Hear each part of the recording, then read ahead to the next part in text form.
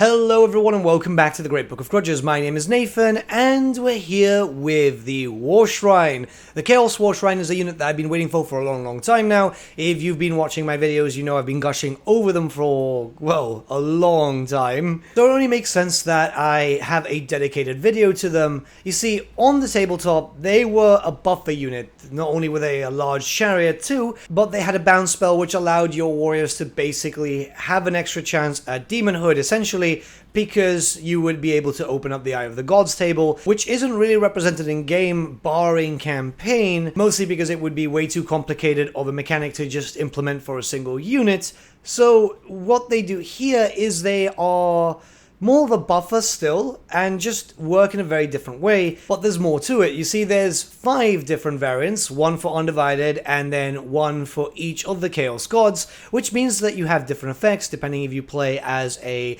Undivided Chaos Lord or a dedicated Chaos Lord. You're going to have different mechanics involved, and I think that's pretty cool. So I want to talk about it and, well, just show off the models because they look freaking awesome, and that's a big thing for me. Cool factor is a really big thing. So let's see the difference between all the Chaos Warshrines, as I did have some questions from you guys about it. So the baseline one is the Undivided one, and that can be available to every Warrior of Chaos Lord, no matter their alignment. It's got Fear, it's got a Leadership bonus, it's also got Encourage. These are the baseline things, and then it's further enhanced with Giver of Glory, which is really the bounce spell itself, and I honestly love the throwback. So what this does is it increases physical resistance of your units around your area, and it increases in intensity by every enemy death. So you want it up front, and it is durable enough to be able to be up front and make sure you just keep it protected. But in general, this is a pretty good buff. It goes all the way up to 10%. If you can get some other modifiers with your other units, you're going to have a really good time making sure that your units don't die as you slowly slap your way through the enemy. Then if we move on to the Cornate one, which has a bit of a visual change, all of them will have visual changes, which I think is awesome.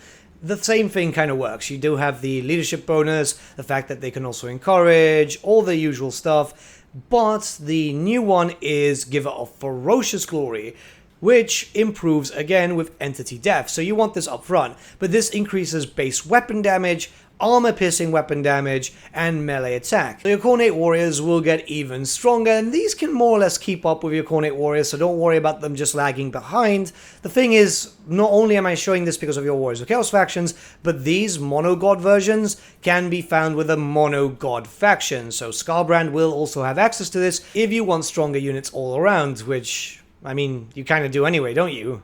Then if we move on to the Chaos Warshrine of Nurgle, once again it's the same, the leadership bonuses, the encourage, fear, you know, being able to be a siege attacker, all the usual stuff. They also get their unique marks too, but I'll talk about their marks in another video.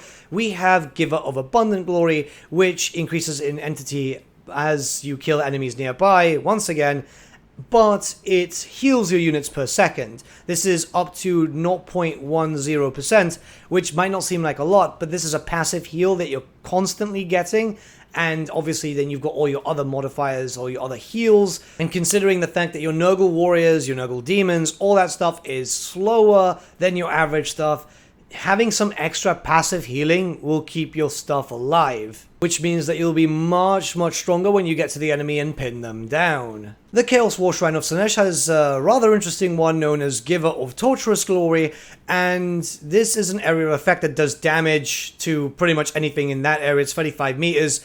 From 0-0 all the way up to 16 to 32. So if you're dealing with, say, a bunch of Horde factions, which, well, you know, you're going to be dealing with a lot of Horde armies with Skaven, Undead, even sometimes Chaos Warriors.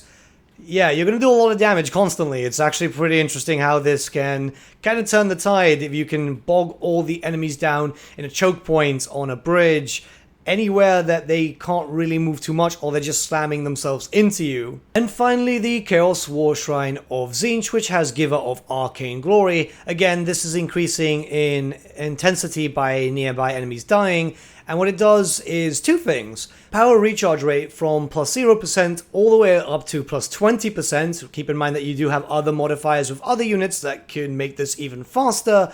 And then spell mastery from plus 0% all the way up to plus 10%. Spell mastery will make your spells better. The power recharge rate is going to make sure that you can have enough power just to throw out a lot of spells much faster, and obviously that's a big thing with the Ancient faction, and there's so many other modifiers that you can put into place here, which is just going to make things just a tad scarier. So yeah, just a small video, as I know some people were curious as to what the point of the Chaos Warshrine is, and why there's so many different variants, why it was needed. So they're all very different. Yes, they're the same units, and they have the baseline function of increasing leadership the same, but they are just so awesome. I am really loving these units on the battlefield. I'm really enjoying them, and you can have them as mount options for your Chaos Sorcerers and your Chaos Sorcerer Lords too, by the way. So you don't just need them as the unit, you can actually just have them as a proper mount option, which will have the same benefits. So if you want to go just full ham, hey, that kind of works, especially with Chaos Sorcerer of Tzeentch having access to one of these. It's just really good.